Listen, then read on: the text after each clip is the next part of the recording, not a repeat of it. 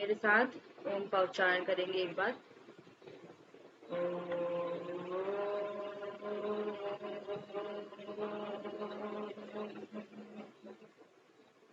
ओम भूर्भुवस्सुः तत्सवितुर्वरेण्यं भर्गो देवस्य धीमहि धियो यो नः प्रचोदयात्।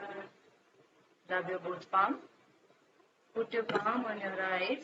Now slowly and gently open your eyes. ठीक है। चलिए, तो हमने कल क्या पढ़ा था भाई, जल्दी से बता देंगे सभी लोग।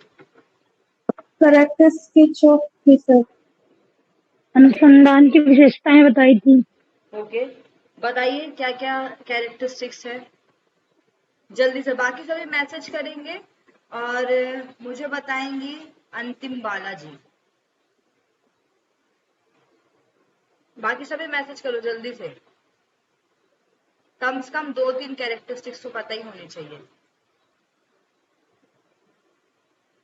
बताइए भाई। कथा सुन रहे थे? हाँ, रितिका ऑब्जेक्टिविटी और अरे सीक्वेंस से नहीं बताओगे तो भी चलेगा। Cause and effect, very good. और लॉजिकल। अंशिका जी बताइए मुझे माइक अनम्यूट करके। Very good. मैम पहले बताया था वस्तुनिष्ठता, हाँ फिर विश्वसनीयता, हाँ और फिर उसके बाद निश्चयात्मकता। मैम ऐसे मैंने कल क्लास में की थी तो अभी इतना ही याद है। चलिए कोई बात नहीं, बहुत अच्छी बात है। निवेदिता मुझे बताइए रिलायबिलिटी क्या होती है? What is reliability in research? Nivedita आवाज आ रही है ना मेरी? रितिका बताइए। हाँ बताइए। रिलायबिलिटी कंसिस्टेंसी होती है। जैसे जैसे कि मैम जो चीजें रिलायबल होती है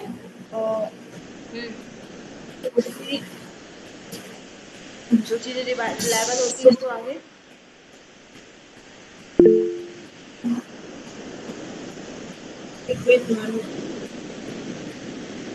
हेलो बोलो भाई। मतलब मैम जो मतलब हम जो एक्सपेरिमेंट या रिसर्च करते हैं वो मतलब रिलायबल होती है, तो मतलब उसके जो रिजल्ट्स होते हैं और जो अच्छा, उसके जो कंसिस्टेंट का रिजल्ट, मतलब क्या होता है ये बताओ। मैम उसमें कंसिस्टेंसी मतलब हिंदी में तो उसको पता नहीं मैम, मैं वो मतलब एक जैसा रहता है, मतलब उसमें एक ही जैसा परिणाम रहता है वैसे। हाँ, कंसिस्टेंसी मतलब कोई भी चीज निरंतर रूप से जब भी हम करें एक जैसी ही आए। ठीक है, जैसे आप स्कूटी चला रहे हो तो स्कूटी में ब्रेक दबाओगे तो ब्रेक ही लगेगा और एक्सीलेटर दबाओगे तो एक्सीलेटर लगेगा। ऐसा नहीं कि आप एक्सीलेटर दबा रहे हो और ब्रेक लग जाए। ठीक है, तो कंसिस्टेंसी मतलब एक बार जो चीज बनाई गई या फिर वैलिडिटी मतलब जो एक बार चीजें बनाई जा चुकी है वो बार बार उसका अगर हम रिजल्ट लेते हैं तो वही रिजल्ट आए। जैसे मैंने किसी को कोई क्वेश्चन दिया, उससे फिल कर आया और वो क्वेश्चन उसका सही रिजल्ट बार बार दे रहा है। ठीक है, तो इसको हम क्या बोलते हैं? वैलिडिटी। मुझे बताइएगा नेक्स्ट रितिका बाकी कौन कौन सी है? Ma'am cause and effect and research in circularity, validity, external validity, internal validity हाँ and accuracy। हाँ, एक सबसे पहले ऑब्जेक्टिविटी, उसके बाद अभी रिलेटिविटी जो आपने पूछा। वैलिडिटी मतलब क्या होता है? वैलिडिटी मतलब ये कि जो चीज हमने करी है वो वैलिड है या नहीं, समथिंग वैलिड, वैलिडिटी। जैसे एग्जाम्पल। फॉर एग्जाम्पल मैम, जैसे कि अगर हम एक ग्रुप पे रिसर्च कर रहे हैं और मतलब हम वैलिडिटी मतलब कि हम दोबारा वो रिसर्च करते हैं तो सेम वही परिणाम आ रहा है या नहीं आ रहा है, समथिंग वैलिडिटी। ठीक है, ये तो आपका होगा रिलायबिलिटी। वैलिडिटी मतलब वैलिडिटी मैम ये मतलब वैलिडिटी फिर से बताइए क्या बोल रही हैं? मतलब कि जो परिणाम हमारा पहले आया है वही दोबारा आए, दोबारा जब हम उसको कर रहे हैं तो वैलिडिटी मतलब वो दोबारा भी रिकन्फर्म। ब्लड प्रेशर क्या आप एक्यूचेक से करते हो? एक्यूचेक आप लोगों ने देखा है? एक्यूचेक किसके लिए होता है? शुगर के लिए होता है या ब्लड प्रेशर के लिए होता है? एक्यूचेक देखा है जब हम डायबिटीज की मैम शुगर के शुगर के लिए शुगर के लिए शुगर के लिए होता है। अगर मैं उससे ब्लड प्रेशर चेक करना चाहूँ तो कर सकती हूँ क्या? अच्छा okay ma'am, No, ma'am. Validity का मतलब कि सेम इक्विपमेंट से हम जब कोई रिसर्च करते हैं तो वो वैलिडिटी के अंदर आती है। जो चीज जिसके लिए वैलिड है, अगर आप लोग जैसे आप लोगों ने इंजीनियरिंग की है और आप लोगों को नेट योग में देना है, तो क्या आप उसके लिए एलिजिबल है? नहीं है। कुछ कुछ अब तो आ गए हैं सारी चीजें, लेकिन आप उसके लिए एलिजिबल नहीं। आप क्या दोगे? आप गेट का एग्जाम दोगे, CSIR का दोगे, ठीक है? तो आप उस तरीके एग्जाम दे दो। तो जो चीज जिसके लिए वैलिड है उसको हम बोलते हैं वैलिडिटी। समझ में आया? ठीक है, Yes, ma'am. हाँ चलिए। मैम आज एक बार आप इंग्लिश वाली स्लाइड भी पढ़ा दीजिएगा, बिकॉज इंग्लिश में ना एक आधे वर्ड ऐसे होते हैं जो इंस्टेंट कैप्चर हो जाते हैं, तो डीप इंग्लिश पढ़ने का वाली जरूरत स्लाइड में नहीं मैंने पड़ता है। कैरेक्टरिस्टिक्स बाद में डिफाइन की है, हिंदी में पहले आपको बता दिए क्योंकि साथ साथ था, इसलिए मैंने आपको पहले बता दिया। ठीक है, ओके ओके, वैलिडिटी और नो रिलायबिलिटी प्रॉब्लम। का अलग से ही टॉपिक है पूरा, वो हम आगे पढ़ेंगे। चलिए आज हम नेक्स्ट क्लास पढ़ते हैं। मैंने आप लोगों को कल एक चीज और बताई थी, टाइप ऑफ रिसर्चेस। ठीक है, कौन कौन सी रिसर्च के टाइप है जल्दी से मैसेज करके बताइए सब लोग, जो जो आपको याद आता हो, जो भी XYZ कोई सी भी याद आ रही है जल्दी जल्दी सब मैसेज करेंगे। आपके पास केवल 10 सेकेंड्स है। ठीक है, मैं स्टॉप वॉच लगा रही हूँ, जल्दी से बताओ। स्टॉप वॉच लगा रही हूँ, ठीक है? चलो लग चुकी स्टॉप वॉच।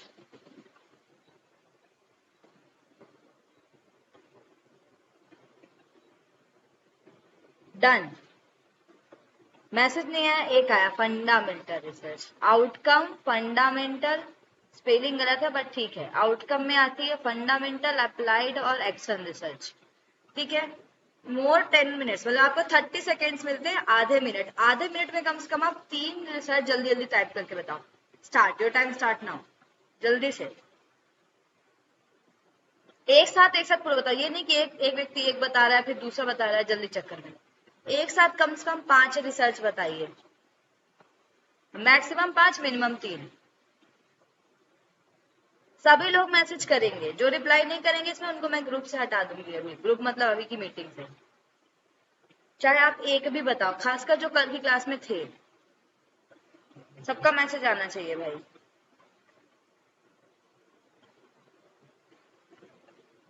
टाइम खत्म, किसी का मैसेज नहीं आया है।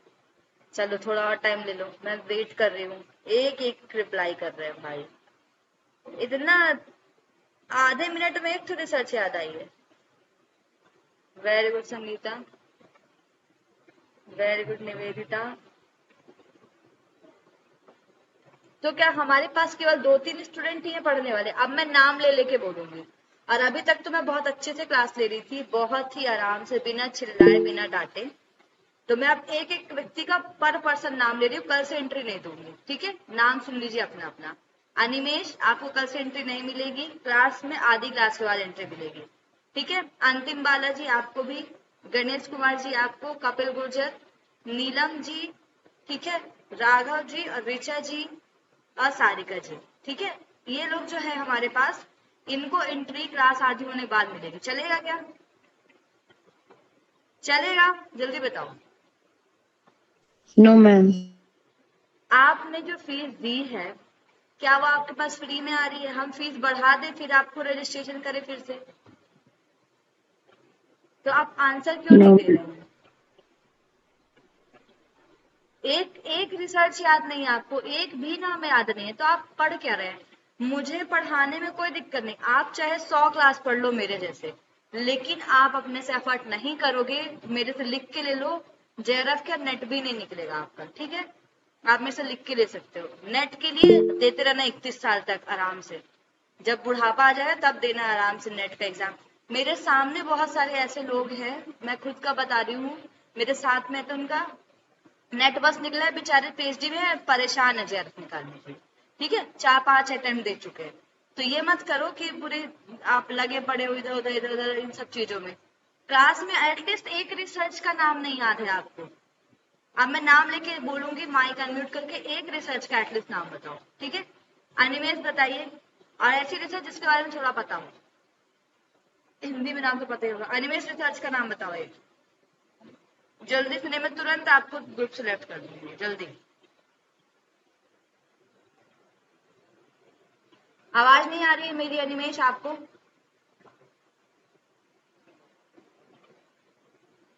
ठीक है, प्रयोगात्मक रिसर्च, ठीक है।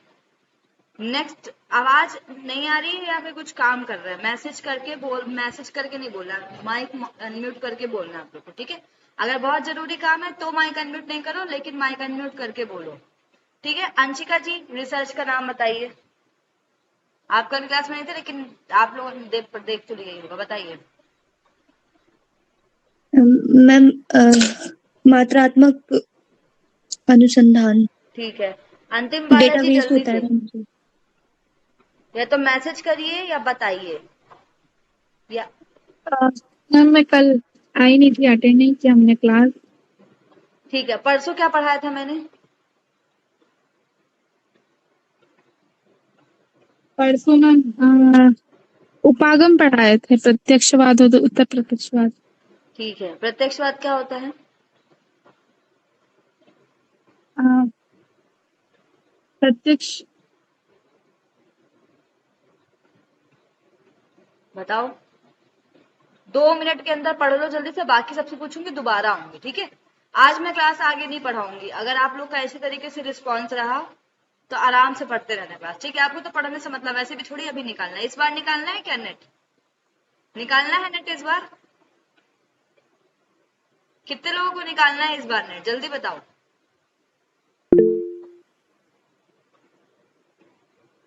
तो प्रिपरेशन वैसी करो ना भाई, जिनको जेआरएफ निकालना है वो जेआरएफ लाइक प्रिपरेशन करो। आपके चक्कर में, मैं ये नहीं बोल रही हूँ, मैं किसी को क्रिटिसाइज नहीं कर रही हूँ, लेकिन कुछ लोगों के चक्कर में क्लास में माहौल ही नहीं बन पा रहा है आप लोग का कंपटीशन का। आप ये सोचो, पूरे मुझे खुद लगता है पढ़ाने टाइम, अरे भाई क्या है, सो क्या है, सारे बच्चे कोई आंसर ही नहीं दे रहा है। तो हम लोग, मेरे को कब आएगा मोटिवेशन? जब आप लोगों के अंदर मोटिवेशन होगा। आप अपने अंदर कंपटीशन डेवलप करो, अभी से नहीं करोगे तो कब होगा? ऐसा कंपटीशन रखो भाई, इसके पहले आंसर देना है। मैं जब क्लास पढ़ती थी तो मैं एकदम ऐसे होती थी कि बस किसी का आंसर नहीं है, मुझे सटासट लिखना है, बोलना है, तुरंत बोलना है। तो आप ऐसे अपने दिमाग को यूज करो ना, ये नहीं कि सोते पढ़ते खाते नहाते बता रहे हैं आंसर, कोई मतलब ही नहीं है क्लास से। नहीं समझ में है वो अलग बात है, मैं तो नाम पूछ रही हूँ आपको, नाम तो एक तो याद होगा कम से कम। इतना खराब पढ़ाती हूँ क्या मैं? बताइए जल्दी, इतना खराब पढ़ा रही हूँ क्या मैं कि आपको नाम नहीं याद हो रहा है? नो मैम, फिर अच्छा पढ़ा रहे हैं आप तो, बहुत ठीक है, तो अच्छे से याद रखिए। चलिए नेक्स्ट, मुझे बताएंगे गणेश कुमार जी, कल की क्लास में थे। गणेश कुमार जी जल्दी से माइक अनम्यूट करिए, नहीं तो मैसेज करिए। कपिल गुर्जर जी।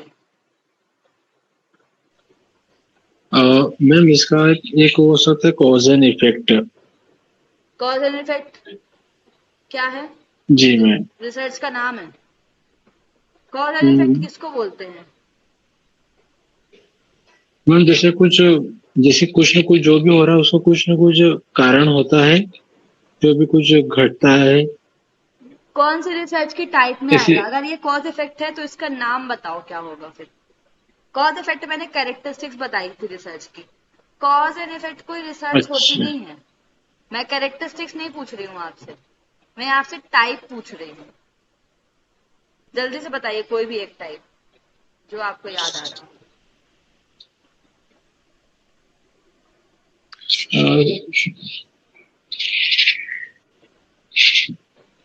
एक्यूरेसी हो सकता है। क्या एक्यूरेसी हो सकता है। एक्यूरेसी रिसर्च की टाइप है। अच्छा मैं क्लास में एंट्री नहीं दूंगी ऐसे, यहाँ पर रामायण कथा वाचन नहीं चल रहा है, ठीक है, याद रखिएगा। कथा नहीं चल रही आप लोगों की कि आराम से हाँ समझ में आ रहा है, ठीक है, कुछ भी बोल रहे हो। बताइए जल्दी से। नेक्स्ट मुझे बताएंगे, तब तक सोच लो कपिल, ठीक है? कल जो जो पढ़ाए थे एक बार ध्यान से देख लो। नीलम जी बताइए।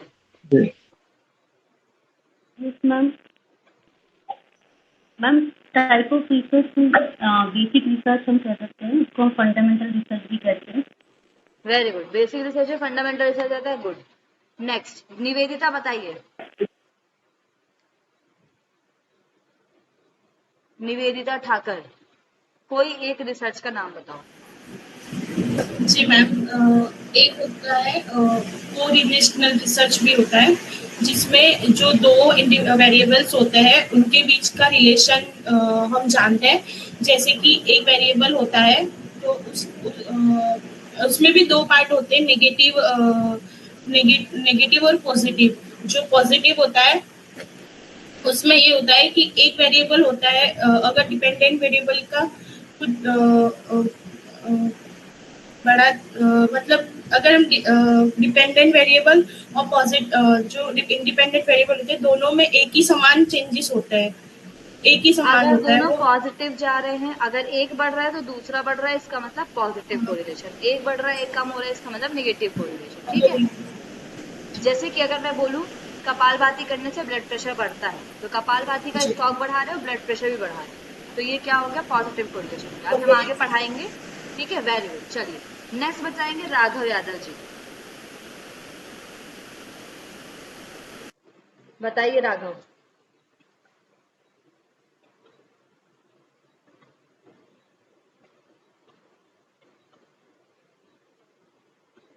बताओ भाई।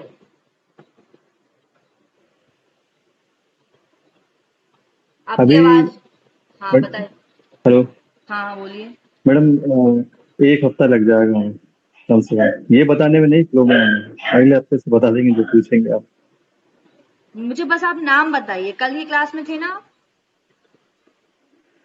नहीं मैम, हम आधी क्लास में आए थे और नहीं पढ़ा था कल कुछ भी। अच्छा, तो क्लास में पढ़िए भाई, ठीक है? मुझे पता है फैमिली है, लेकिन थोड़ा टाइम तो निकालना पड़ेगा अगर नेट निकालना है तो। नेक्स्ट ऋचा द्विवेदी जी नहीं बताइए। ठीक है, कोई बात नहीं। ऋचा द्विवेदी बताइए।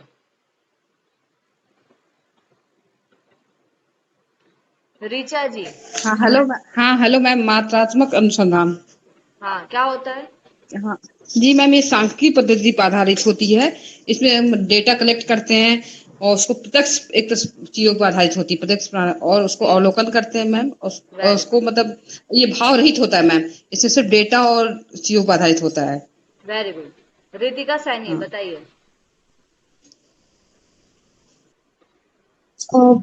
प्रॉब्लमेटिक सॉरी अप्लाइड रिसर्च और एक और है डेवलपमेंट रिसर्च। दोनों में फर्क कितना है? अप्लाइड रिसर्च जो होती है वो प्रॉब्लम्स के ऊपर की जाती है, और जो डेवलपमेंट रिसर्च होती है वो बेसिकली जैसे कि हमारे युवा किस और जा रहे हैं उनको डेवलपमेंट की ओर लेके जाने के लिए की जाती है, जिसको हम बेसिक रिसर्च जनरली बोलते हैं, कोई भी चीज को इनोवेट करना।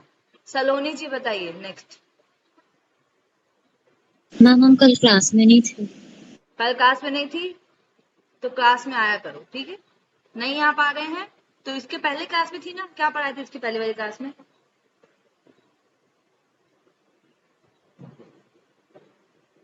बताओ भाई, इसकी पहली क्लास में क्या पढ़ाए थे सलोनी? मैम 2-3 दिन से अटेंड नहीं कर पा रहे हैं क्लास। रिसर्च कौन से टॉपिक चल रहे हैं, हम कौन सी पढ़ाई कर रहे हैं अभी? यूनिट कौन सी चल रही है हमारी? मैम रिसर्च चल रहा है। ठीक है, चलिए वेरी गुड, कम से कम इतना पता होना चाहिए। संगीता रात्रे बताइए जल्दी से। मैम नरेटिव रिसर्च, इसमें हम स्टोरी बताते हैं कि सबसे पहले क्या हुआ फिर क्या हुआ, मतलब फिक्शन होता है इसमें, और क्रोनोलॉजी के अनुसार मतलब होती है, सब्जेक्टिव होता है। और इसमें मतलब नरेटिव रिसर्च मतलब मैनिपुलेशन भर भर के करते हैं, हम अपने हिसाब से कुछ भी मतलब स्टोरी बता सकते हैं, ये भी हो सकता है। और जैसे कि पुरानी चीजों के बारे में, जैसे हमारे हाँ, लेकिन हम इसमें चीजें अपने से बता सकते हैं कहीं से भी, लेकिन सारी चीजों के रेफरेंस होने चाहिए, हाँ, ठीक है? ये इम्पोर्टेंट जी है, जी कहीं से आप नहीं कर डिफरेंस सकते। होता चलिए वेरी गुड। सारिका जी बताइए। सारिका रजनीश जी। सॉरी मैम, मैं रिसर्च की क्लास अटेंड नहीं किया है। कोई सी नहीं की अटेंड? कोई सी भी नहीं की मैम। अच्छा ठीक है, चलिए तो आप पढ़ेंगे, ठीक है सभी लोग। अब मैं आपको जी नेक्स्ट मैम। पढ़ा रही आज की क्लास, आंख खोल के अच्छे से पढ़ लेना, जिससे कि मुझे कल ये सुनने ना मिले कि मैं कल ही क्लास नहीं थी या मुझे टाइम नहीं मिला, वो नहीं मिला, ये नहीं हुआ। और 3 दिन की क्लास तीनों अपलोड हो चुकी है, ठीक है आपकी। तो वो आप जो लोग जिनका छूट गया है क्लास, वो भी प्रीवियस क्लास तो कर ही लो। आज का नहीं आता, कम से कम प्रीवियस क्लास तो आपको आए, ठीक है। तो ये आप लोगों को याद रखना है। चलिए हम निकालते हैं, एक सेकेंड।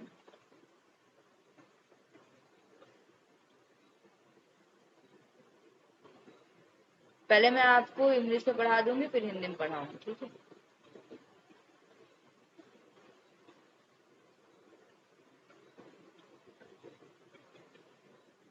स्क्रीन प्रेजेंट हो रही है?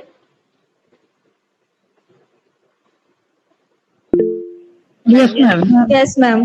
ठीक है, आंख खोल के एक बार सारे रिसर्च के नाम अच्छे से देख लो, ठीक है।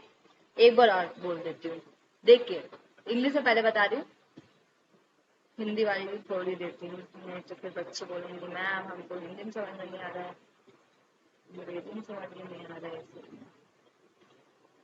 चलिए, बेसिस ऑफ क्लासिफिकेशन, इसके अलग अलग क्लासिफिकेशन बनाए गए हैं। पहला ऑब्जेक्टिव के आधार पर, मतलब उद्देश्य के आधार पर 5 प्रकार की है आपकी। अब आप इसको याद कैसे करो, ठीक है। तो पहले वाली 5 DC ट्रिपल ए, ठीक है। DC ट्रिपल ए जो इंग्लिश में याद करते हैं, हिंदी में भी जो याद करते हैं एक बार देख लेंगे, इन्हीं का हिंदी बनाना है, ठीक है।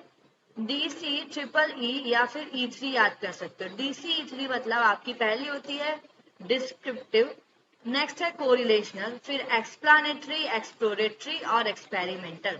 ये 3 आपके ऑब्जेक्टिव के आधार पर होती है, ठीक है। फिर आपकी फंडामेंटल और अप्लाइड रिसर्च, तो हम सबसे पहले इसी के बारे में बात करते हैं। फिर आती है आपकी डिडक्टिव और inductive, quantitative and qualitative, structured and unstructured, conceptual और एम्पिरिकल। ये आपकी कुछ रिसर्च के टाइप है, जिनको हिंदी में हम बोलते हैं मौलिक और व्यवहारिक, ठीक है। फिर आता है आपका मौलिक, व्यवहारिक, उद्देश्य के आधार पर 5 होता है, जिसको मैंने आपको बताया था DC E3, मतलब डिस्क्रिप्टिव, कोरिलेशनल, एक्सप्लेनेटरी, एक्सप्लोरेटरी और एक्सपेरिमेंटल, ठीक है। इसी को ही हिंदी में बोला गया है वर्णनात्मक, सहसंबंधित, व्याख्यात्मक, समन्वेषिक और प्रायोगिक। फिर आपकी आगमन और निगमन आती है तर्क के आधार पर। प्रक्रिया के आधार पर मात्रात्मक और गुणात्मक और मिश्रित। मिश्रित में ये दोनों चीजें रहती हैं। गुणात्मक के भी अलग से टाइप बताए गए हैं अंदर, इतने सारे। समूह केंद्रित हो गया, प्रत्यक्ष अवलोकन हो गया, गहन हो गया, कथनात्मक, घटनाजन्य, निर्जातीय, व्यक्तिगत और प्रदत्त आधारित, ठीक है। तो इस तरीके से आपके हैं। जांच के आधार पर संरचित और असंरचित है, जिसको हम स्ट्रक्चर और अनस्ट्रक्चर बोलते हैं। अवधारणा के आधार पर कंसेप्चुअल और एम्पिरिकल है। इन सब में आपको ये 5 तो याद होनी ही चाहिए, ठीक है। इनके नाम आपको याद होने चाहिए, जो 5 है। DC E3, इसका एकदम नाम याद होना चाहिए कि भाई एक्सपेरिमेंटल होती है, जिसमें से एक्सपेरिमेंटल सबसे इंपॉर्टेंट है, जो योग के विषय में की जाती है, और डिस्क्रिप्टिव, ठीक है। समझ में आया इतना? क्या है शॉर्ट फॉर्म, जल्दी से बताओ, जल्दी जल्दी आंसर जल्दी से मिलना चाहिए। हाँ बताइए सारिका जी। DC triple E ma'am, DC triple, objective type. कौन कौन सी होती हैं? डी मतलब, डी मतलब मैम डी मतलब आत्मक, जो डायरेक्ट होती है। डी मतलब वर्णात्मक मैम। वर्णात्मक, इसको बोलते हैं डिस्क्रिप्टिव, ठीक है, वेरी गुड। सी मतलब कोरिलेशनल, ई मतलब एक्सप्लेनेटरी, एक्सप्लोरेटरी और एक्सपेरिमेंटल। आप लोगों को रिसर्च अच्छे से याद होनी चाहिए, चाहे आप हिंदी में याद करो चाहे इंग्लिश में याद करो, ठीक है। वो आपको अपने अकॉर्डिंग जो लैंग्वेज समझ में आती है उसमें आप याद कर सकते हैं। अब हम सबसे पहले इंग्लिश वाले पढ़ने जाएंगे पूरा अच्छे तरीके से, फिर मैं आपको यहाँ से हिंदी के साथ साथ बताते चले जाऊंगी, ठीक है। क्योंकि हिंदी वाली बुक में थोड़ा सा वो नहीं है ना, स्क्रीन क्लियर नहीं है, तो मैं आप लोगों को इस इंग्लिश में ही बता देती हूँ, ठीक है। फिर हिंदी में हम उसको कर लेंगे, ठीक है भाई। चलो सबसे पहले हम बात करते हैं डिस्क्रिप्टिव रिसर्च की। डिस्क्रिप्टिव रिसर्च, जिसको हम वर्णनात्मक शोध भी बोलते हैं, is a research use to describe a situation. ये एक ऐसी रिसर्च है, देखो अब जो हिंदी वाले हैं ना, मैं उनको बता दिया करूंगी जैसे स्लाइड देख के। अब मैं देखिए हिंदी का भी पूरा पढ़ूं फिर इसका भी पूरा पढ़ूं, थोड़ा सा दिक्कत होती है ना, तो मैं हिंदी वाले आपको शायद ऑलरेडी अवेलेबल है, आप उसमें से वर्डिंग पढ़ सकते हैं। अब कोई सोचे मैम इसका ये वर्ड है ऐसा, तो मेन टॉपिक का वर्ड बता दूंगी मैं आपको, अंदर के वर्ड पढ़ने पड़ेंगे, क्योंकि मैं आपको इंग्लिश में स्लाइड दे रही हूँ ना, पढ़ा तो हिंदी में ही रही हूँ, तो मतलब पता होना चाहिए आपको सारा, ठीक है, ये इंपॉर्टेंट है। डिस्क्रिप्टिव रिसर्च में बताया गया है, ये एक ऐसी रिसर्च है ये जो कि किसी सिचुएशन मतलब किसी भी घटना को, किसी भी सब्जेक्ट मतलब किसी वस्तु, व्यक्ति या किसी के व्यवहार को या किसी घटना फिनोमिना को बताने या डिस्क्राइब करने, विस्तार पूर्वक लिखने को हम डिस्क्रिप्टिव रिसर्च बोलते हैं। जैसे मैंने बोला कि मैं चारधाम यात्रा पे गई थी, चारधाम यात्रा का मेरा एक्सपीरियंस कैसा रहा, मतलब मेरे से पूछते हैं ना, मीडिया वाले आ गए, उन्होंने पूछा अच्छा मैम बताइए आप चारधाम यात्रा में गए, आपका कैसा एक्सपीरियंस था, तो आप इस पे रिसर्च बना के दीजिए। तो मैं डिस्क्रिप्टिव में हर चीज लिखूंगी कि मैंने कितने रुपए में गाड़ी बुक की, कहाँ से बुक की, ड्राइवर का नाम क्या था, मेरे फैमिली में कितने मेंबर थे, किसकी एज क्या है, हम कहाँ से निकले, कितने बजे पहुंचे, कितने टाइम पहुंचे, क्या क्या दिक्कतें आई वहां पर, क्या क्या करना चाहिए, आप कहाँ रुक सकते हैं, इसके साथ और क्या क्या चीजें आपको मिलती है, खाने पीने में क्या मिलता है, सब कुछ A to Z हम डिस्क्राइब रूप से जब लिखते हैं उसको हम डिस्क्रिप्टिव रिसर्च बोलते हैं। इसमें किस चीज को मेन फोकस किया जाता है, it is use to answer, ये किन चीजों का आंसर देती है, हु मतलब कि पूछा गया कि आप डिस्क्रिप्टिव रिसर्च में कि आप किसके साथ गए थे, कौन कौन गया था आपके साथ, व्हाट मतलब आपने क्या क्या किया, व्हेन मतलब कब कब किया, और वेयर मतलब कहाँ कहाँ गए, हाउ मतलब कैसे गए, ठीक है। तो ये किन चीजों का आंसर देता है, who, what, when, where, how, WH words का आंसर देता है। Associate with particular research question problem, मतलब कि रिसर्च क्वेश्चन एक ही है मेरा, चार धाम यात्रा, ठीक है। अब हमको पूछेंगे चार धाम यात्रा में कौन कौन गया भाई आपके साथ, ठीक है, तो चार धाम यात्रा में मैं, मेरी बहन, मेरे पापा, मेरे भाई गए, ठीक है, हम 5 लोग गए, हमारे साथ एक ड्राइवर गया, ठीक है। आपने क्या क्या किया, तो भाई हम यमुनोत्री का ट्रैक किए, गंगोत्री में गए, फिर उसके बाद टिहरी डैम पे गए, कब गए, तो हम कब गए, जून में गए, जैसे मैं अपना डिस्क्रिप्शन दे रही हूँ, मैं जून में गई थी, ठीक है, जून में गए, 6 जून से 10 जून तक गए। कहाँ कहाँ हम गए, तो हम टिहरी डैम गए, चंबा गए, यमुनोत्री गए, गंगोत्री गए, कैसे गए, हमने कार की थी, अर्टिगा की थी, कितने पैसे में गए, वो सारी चीजें हम यहाँ पर डिस्क्राइब करके बताते हैं, इसको हम डिस्क्रिप्टिव रिसर्च बोलते हैं। समझ में आया भाई, आया? Yes ma'am. जी अब मैम। इसके अंदर ही बहुत सारे, अब देखिए जितनी भी वर्णनात्मक आपकी रिसर्च होंगी ना या कोरिलेशनल जितनी भी होंगी, वर्णनात्मक के अंदर भी मैंने आपको 3 बताई थी ऑलरेडी, ऐतिहासिक थी आपकी, एक घटनोत्तर थी, एक विश्लेषण मतलब कि हिस्टोरिकल थी आपकी, एक्सपोज्ड फैक्टो थी और एनालिटिक थी। इसके अलावा और भी रिसर्चेज जो है जो कि आपकी इसके अंतर्गत आती है, मतलब डिस्क्रिप्टिव स्टडीज की तरह ही कहलाती है, क्योंकि हम इसमें भी डिस्क्रिप्शन करते हैं चीजों का। तो पहला आता है cross sectional studies. Cross sectional और लॉन्गिट्यूडनल 2 स्टडी होती है, ठीक है। क्रॉस सेक्शनल लॉन्गिट्यूडनल एक दूसरे से जस्ट अपोजिट होती हैं। कैसे अपोजिट होती हैं, क्रॉस सेक्शनल मतलब आपके पास एक समय, जैसे कि 10th बोर्ड का एग्जाम, ठीक है, 10th बोर्ड का एग्जाम पूरे मध्य प्रदेश में अगर हो रहा है, MP बोर्ड में, तो सारे जिलों में एक साथ 10th बोर्ड का एग्जाम होता है और एक साथ 10th के रिजल्ट आते हैं। होता है कि नहीं होता, होता है। यस मैम, यस तो मैम। हम क्या कर रहे हैं यहाँ पर, एक समय में ज्यादा लोगों के डेटा ले रहे हैं, टाइम एक है और ज्यादा लोगों के डेटा रिजल्ट ले रहे हैं हम। जैसे कि मेरे से बोला गया कि आप 10th क्लास के बच्चों का रिजल्ट बताओ, तो 10th क्लास के बच्चों का रिजल्ट सबका एक साथ आएगा, क्योंकि 10th बोर्ड का एग्जाम सब जगह एक साथ, जैसे कि नेट का एग्जाम हो गया, योग में चाहे आप कहीं पे भी हो, नेशनल, चाहे आप MP के हो, चाहे CG के हो, चाहे आप उत्तर प्रदेश के हो, बनारस के हो, कहीं के भी हो आप, लेकिन नेट का एग्जाम जब आप दोगे, नेट योगा का एग्जाम, तो आप एक साथ दोगे और रिजल्ट भी एक साथ आता है ना योग का। ऐसा तो नहीं कि नहीं पहले हम MP वालों को देंगे फिर छत्तीसगढ़ वालों को देंगे, ऐसा तो नहीं होता। तो हम एक टाइम पे, स्पेसिफिक टाइम पे, जब हमारे पास ज्यादा पॉपुलेशन होती है, मतलब जब हम अपनी जनसंख्या से ज्यादा डेटा एक ही टाइम पे कलेक्ट करते हैं, उसको हम बोलते हैं क्रॉस सेक्शनल स्टडीज, ठीक है। ज्यादा लोग, इसमें क्या होगा, लोग ज्यादा होंगे और टाइम एक होगा, ठीक है, मतलब एक ही समय पर दिया जाएगा। It is a type of observation study. Observation से अवलोकन किया जाता है कि भाई कितना रिजल्ट आया। दैट एनालाइज डेटा, जो डेटा को एनालाइज करती है फ्रॉम द पॉपुलेशन और अ रिप्रेजेंटेटिव सबसेट, पॉपुलेशन से लेती है at a specific point of time, मतलब इसमें समय एक ही होता है। जैसे कि अगर 20 तारीख को सारे एग्जाम होने हैं एमपी में, तो सब लोगों के 20 को ही आएंगे और रिजल्ट आना होगा 30 को, तो 30 को ही सबका रिजल्ट आएगा। तो 30 को हमको यहाँ पर 1000 लोगों का डेटा मिल गया कि 1000 लोगों का रिजल्ट ऐसा था, जिसमें से गर्ल्स का परसेंटेज कितने गए, बॉयज के कितने गए। तो हमें चीजें यहाँ पर पता चलती है, ठीक है। ये होती है आपकी क्रॉस सेक्शनल स्टडी। इसके जस्ट होती है लॉन्गिट्यूडनल।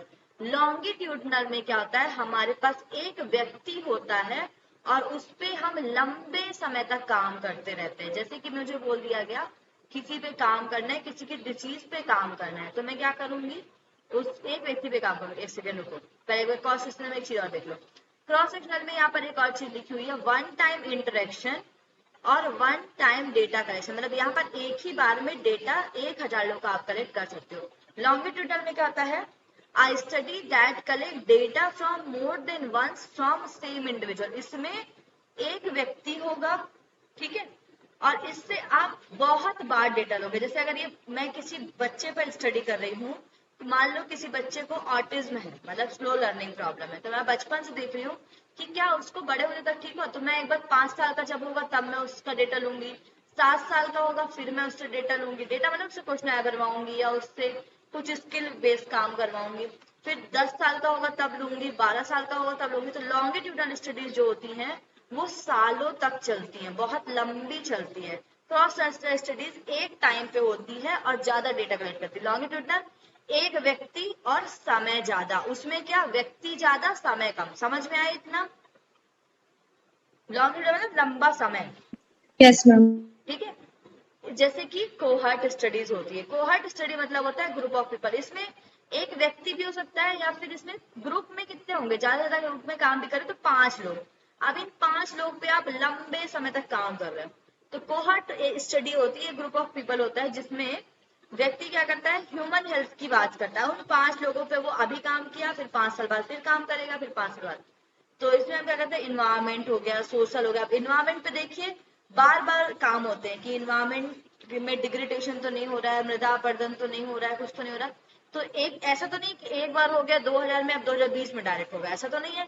हर साल उस पर काम चलता जाता है। तो ऐसी स्टडीज लंबे समय तक चलती ही रहती है, इसमें कोई स्टॉपेज नहीं है, उसको हम लॉन्गिट्यूडनल स्टडी बोलते हैं, ठीक है। इसमें ही नेक्स्ट है सर्वे स्टडी, जिसको हम डिस्क्रिप्टिव सर्वे स्टडी भी बोलते हैं, जिसको जनरली आप सर्वे रिसर्च बोलते हो। सर्वे हम कब करते हैं, जैसे अभी वोटिंग का टाइम आता है तो सर्वे के लिए आते हैं ना कि एक घर में कितने लोग आ गए, कहीं किसी का बच्चा पैदा होता है, क्योंकि वोट तो 5 साल में एक बार होते हैं, तो पता चलता है भाई कितने कैंडिडेट हैं, कोई चला तो नहीं गया, कितने लोग आए। तो सर्वे रिसर्च डिफाइन करती है as a process of conducting research using survey, मतलब कि सर्वे मतलब आपको जा जाके पूछना है लोगों से, उनके क्वेश्चन आंसर फिल करने हैं, इसको हम सर्वे बोलते हैं। The data collected from survey is statically analyse. इसमें जो डेटा हम कलेक्ट करते हैं वो स्टैटिकल होता है, वो न्यूमेरिकल होता है और उसका हमको डिस्क्रिप्शन देना पड़ता है। जैसे कि मैं गई देखने कि भाई कितने लोगों को माइग्रेन की दिक्कत है, तो मैं क्या करूंगी, अब मुझे ऐसे तो पता नहीं चल जाएगा, एक से थोड़ा पूछूंगी, तो मैं क्या करूंगी, माइग्रेन में अगर उत्तराखंड के लोगों में देख रही हूँ तो मैं क्या करूंगी, उत्तराखंड के अलग अलग जिले को ले लूंगी। जैसे मैंने पौड़ी ले लिया, गढ़वाल ले लिया, ठीक है, सॉरी पौड़ी और टिहरी ले लिया। पौड़ी टिहरी मिला के मेरे पास 5000 लोग हैं, तो मैं इन 5000 पे सर्वे करूंगी और देखूंगी इस 5000 में से किनको ज्यादा है, ज्यादा माइग्रेन की समस्या किनको है। मैंने देखा 1000 लोगों पर, मतलब मैंने स्टैटिकल एनालिसिस किया, फिर 1000, फिर इन 1000 लोगों पे मैंने डिस्क्रिप्शन दिया कि भाई ऐसे ऐसा मैं गई यहाँ पर, ऐसा ऐसा हुआ, और डिस्क्रिप्शन दिया। तो सर्वे भी एक डिस्क्रिप्टिव टाइप स्टडी है। इनके क्वेश्चन ऐसे पूछ लेते हैं कि सर्वे रिसर्च कौन सी रिसर्च होती है, क्वालिटेटिव होती है, क्वांटिटेटिव होती है, डिस्क्रिप्टिव होती है, नहीं होती है। तो डिस्क्रिप्टिव होती है और क्वालिटेटिव होती है, क्वांटिटेटिव भी होती है, ठीक है, मिक्स होती है। अभी हम पढ़ेंगे आज। अब हम बात करते हैं एक्सपोस्ट फैक्टर, जिसको हम घटनोत्तर शोध भी बोलते हैं। एक्स पोस्ट मतलब कि घटना के बाद, पोस्ट मतलब उत्तर, उसके बाद, ठीक है। एक्सपोस्ट फैक्टर जिसको बोला जाता है, तो कोई भी घटना हो चुकी है उसके बाद हम काम कर रहे हैं। ये जनरली सोशल साइंस और बिजनेस ऑर्गेनाइजेशन, जैसे कभी हम देखते हैं कि भाई बिजनेस में हम कर रहे हैं तो तेल का रेट कितना बढ़ गया। अब उसके बाद देख रहे हैं कि तेल का रेट जब बढ़ा था तो इस टाइम पे इकोनॉमी कितनी डाउन हो गई थी, ठीक है। तो हम एक्सपोज फैक्टर में क्या कहते हैं, बाद में चीजों को करते हैं। It is conducted in concept of phenomena after it has occurred. कोई भी घटना जब हो जाती है उसके बाद ये रिसर्च की जाती है, या फिर at the time of occurrence. जैसे कि बाढ़ आई, अभी जैसे आप देख रहे हो सब जगह बाढ़ आई, देहरादून में बहुत ज्यादा बाढ़ आई है, ठीक है। एमपी के भी कुछ जगहों पर बहुत ज्यादा है, जैसे इधर डिंडौरी साइड वाला हो गया एरिया, इधर बहुत आई है, मंडला मंडला वाले, नर्मदा जी का उद्गम जिधर है, ठीक है। तो हमने क्या देखा, बाढ़ आने टाइम या तो कुछ ऐसे होते हैं रिपोर्टर जो जाते हैं वहां पर, अब बाढ़ चल रही है, बोलिए देखिए पीछे देखिए घमासान बाढ़ चल रही है, लोगों में ये हो गया वो हो गया, ये एक तो ये होते हैं। तो ये लोग भी चीजों को वहां पर बोल तो रहे, बाद में जाकर डिस्क्राइब करते हैं। कुछ होते हैं घटना हो गई, जैसे इतनी बाढ़ में तो कोई नहीं जाएगा ना भाई, एकदम बाढ़ में तुम खुद बहने चले जाओ, ऐसे तो कोई आप देखे नहीं होंगे, एकदम चल रही है बाढ़ तुम खुद बहने चले, ऐसे नहीं होते। तो बाढ़ जब हो चुकी होती है उसके बाद फिर रिपोर्टर जाते हैं, पूछते वहां के लोगों से, तो बताइए कि बाढ़ कितने बजे आई, कितने एरिया को इसने किया, आपको कितना लगता है कि कितने करोड़ का नुकसान हुआ होगा। तो ये क्या करते हैं, ये चीजों को बाद में करते हैं जाके, ठीक। इसमें सबसे इंपॉर्टेंट चीज ये होती है, मैंने आपको दो वेरिएबल बताए थे, तो इंडिपेंडेंट जो कि स्वतंत्र होता है, एक डिपेंडेंट जो कि उस पर आश्रित होता है। आप देखिए बाढ़ का जो पानी है, बाढ़ आना इंडिपेंडेंट वेरिएबल है, और बाढ़ के बाद की स्थिति मतलब जो शहर है वो डिपेंडेंट, शहर बाढ़ पे डिपेंड है। अगर बाढ़ आई तो शहर पूरा रह जाएगा, नहीं आई तो नॉर्मल रहेगा। तो हम क्या करते हैं इसमें ये देखते हैं, अब हम कब गए, जब बाढ़ के बाद गए, मतलब शहर की स्थिति में गए, डिपेंडेंट वेरिएबल। तो इसमें एक चीज होता है कि हम इंडिपेंडेंट पे कंट्रोल या इसको मैनिपुलेट नहीं कर सकते, बाढ़ को आप जाकर नहीं रोक सकते, इसमें जो फिनोमिना हो चुका है उसमें चेंजेस नहीं किया जा सकता। It is basically deal with non manipulated variable of phenomena, मतलब ऐसी चीजें जिसको हम मैनिपुलेट नहीं कर पाए। बाढ़ आई, बाढ़ को आप उस टाइम पे जाके नहीं रोक सकते, वो आ चुकी है, उसके बाद की चीजों को आप बता रहे हो। समझ में आया इतना एक्सपोज फैक्टों में? Hello, yes ma'am. ठीक है। आज मैं आप लोगों को केवल डिस्क्रिप्टिव ही पढ़ाऊंगी सारी, ठीक है। फिर आती है इसमें हिस्टोरिकल रिसर्च। हिस्टोरिकल मतलब क्या होती है, this is a somewhat similar to, ये बिल्कुल आपके एक्सपोज फैक्टर जैसे ही होती है, लेकिन इसमें क्या होता है, कोई फिनोमिना हुआ और हम जाके उसके बारे में लिखे। लेकिन हिस्टोरिकल में क्या होता है, पहले हिस्ट्री में कोई चीज हो चुकी होंगी उसको हम अभी यूज कर रहे हैं, ठीक है। जैसे कि पहले कोठारी कमीशन निकला था, उसके अकॉर्डिंग एजुकेशन चलती थी, उस टाइम पे 5-3-3-4 ऐसे चलता था कि आप पहले 10 तक करोगे, फिर 11th 12th अलग से कंसिडर किया जाएगा। अभी क्या 9th 10th 11th 12th एक साथ कंसिडर किया जा रहा है, ठीक है। तो हम हिस्ट्री में कोई चीज जब हो चुकी होती है उसको देख के जब अभी कोई चेंजेस कर रहे होते हैं या उन चीजों को डिस्क्राइब कर रहे होते हैं तो उसको हम हिस्टोरिकल रिसर्च बोलते हैं। तो हिस्ट्री मतलब कि ये नहीं कि एक दिन पहले हुआ वो हिस्ट्री बन गई, मतलब बहुत सालों पहले कोई चीज बनी। और अभी एक्सपोज फैक्टर में तो ऐसा भी हो सकता है ना कि बाढ़ अभी 3 घंटे पहले है, 3 घंटे बाद रिपोर्टिंग कर रहे हैं हम, तो वो एक्सपोज फैक्टर दिख दोनों एक जैसी है, लेकिन हिस्ट्री में हम बहुत हिस्टोरिकल एस्पेक्ट पे काम करते हैं। जैसे कि इवोल्यूशन ऑफ मॉडर्न, इवोल्यूशन मतलब कि मॉडर्न एजुकेशन सिस्टम जो है इंडिया का, उसका मूल्यांकन करना पुराने के आधार पर। तो अभी नया नीति आयोग के अकॉर्डिंग नई नई चीजें बन गई है, ठीक है। नेक्स्ट आती है आपकी एनालिटिकल रिसर्च। एनालिटिकल रिसर्च में क्या होता है, अब देखो इसमें इन्होंने बता दिया कि क्या क्या हुआ, हिस्टोरिकल में भी चीजों को चेंजेस किया, एनालिटिकल में चीजें हो चुकी हैं, सब हो चुका है, लेकिन उसको हम देखते हैं कि बाढ़ का कारण क्या था, क्या वहां पर लोग वहां पर जगह कम पड़ गई थी या सक्रिय हो गई थी, कौन सी नदी का फ्लो बढ़ गया था, क्यों बढ़ गया था, तो उस फैक्ट को बताना एनालिटिकल रिसर्च कहलाता है। रिसर्चर यूजेस फैक्ट और इन्फॉर्मेशन ऑलरेडी अवेलेबल, मतलब कि इस पे वो जाते हैं, और ऐसा नहीं कि कुछ बताया, पहले ऑलरेडी कुछ जियोग्राफी वालों ने बताया होगा, जैसे कि अभी जोशीमठ में घर जो है वो मतलब लैंड वो हो रहा था, भूस्खलन ज्यादा हो रहा था, घर गिर रहे थे, तो फिर बताया गया कि बहुत साल पहले समथिंग 2013 में जियोग्राफी वाले आए थे, उन्होंने बताया था कि ये भूमि ऐसी भूमि है जहां पर लाल मिट्टी पाई जाती है, और इस जगह पे अगर आप कुछ हैवी चीज रखोगे तो ये दह जाएगी। लेकिन लोग नहीं मानते गए, पैसे चक्कर में बड़ी बड़ी होटल बनती गई, 3 मंजिल 4 मंजिल की। अब क्या हुआ लास्ट में आके, जब बहुत ज्यादा ये बढ़ता गया तो मिट्टी नीचे से खिसकते गई, घरों के बीच में क्रैक आ गया। तो एनालिटिकल रिसर्च में चीजों को क्रिटिकल इवोल्यूशन करते हैं, चीजों का क्रिटिकल इवोल्यूशन ऑफ मटेरियल। ठीक है, समझ में आया भाई तीनों में थोड़ा सा डिफरेंस? हेलो मैम एनालिटिकल का मीन्स कि फाइंडिंग द रीजन कि क्यों हुआ, बेसिकली फाइंडिंग करना, लेकिन विथ फैक्ट्स, चीजों को फैक्ट और इंफॉर्मेशन के साथ बताना, ऐसे नहीं कुछ बताया। इसमें तो बोल रहे भाई बाढ़ आई, देखिए यहाँ पर बाढ़ आई ऐसे ऐसे एक्सपोज फैक्टों में, लेकिन क्यों आई, कैसे आई, उनका फैक्ट देना, उनकी इंफॉर्मेशन देना एनालिटिकल रिसर्च कहलाती। ठीक है, एक सेकेंड रुकिए, समझ में आया? Yes ma'am, yes ma'am. एक सेकेंड रुकिएगा, थोड़ा लैपटॉप चार्ज में।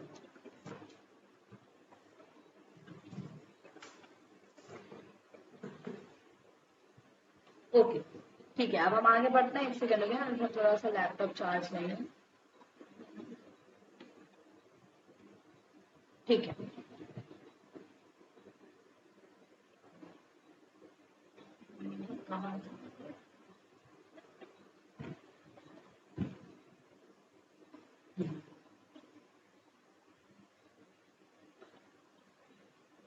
फिर हम पढ़ते हैं एक्सप्लानेटरी रिसर्च। एक्सप्लानेटरी मतलब चीजों को जब हम एक्सप्लेन करते हैं, व्याख्या करते हैं।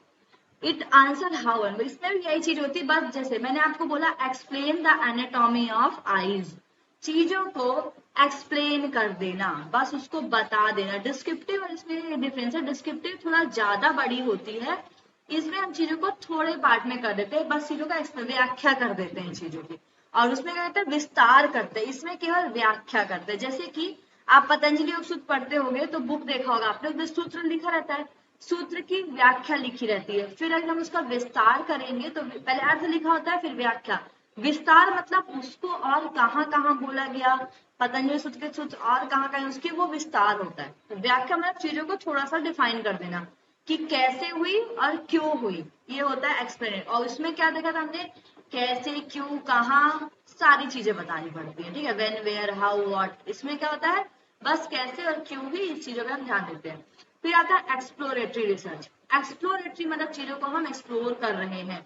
मैंने आपको बताया था कोई भी बड़ी रिसर्च करने के पहले, जैसे कि अब आपको कुछ, जैसे आपको कोई साड़ी खरीदनी है, ठीक है, ऑनलाइन, आप क्या करते हो, डायरेक्ट साड़ी देख के थोड़ी खरीद लेते हो, पहले आप मीशो में देखते हो, फिर फ्लिपकार्ट में देखते हो, अमेजोन में देखते हो, मिंत्रा में देखते हो।